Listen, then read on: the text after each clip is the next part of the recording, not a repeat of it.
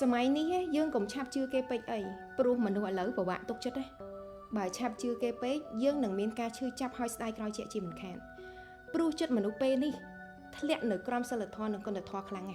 ឡើងសូវដឹងល្អអាក្រក់ស្គាល់ខុសស្គាល់ត្រូវមនុស្សខ្លះយើងខំជួយគេគ្រប់បែបយ៉ាង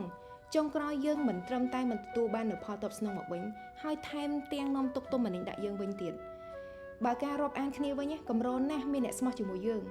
បើយើងគ្មានប្រយោជន៍គ្មានតម្លៃអ្វីមួយនោះទេកុំសង្ឃឹមថាគេមកក្បែរយើងគឺគេមានតែគេចេញឆ្ងាយតែបើយើងគឺជាអ្នកមានលុយនិងមានអំណាចយូរស័ក្តិវិញមិនខ្វះទេញាតិមិត្ត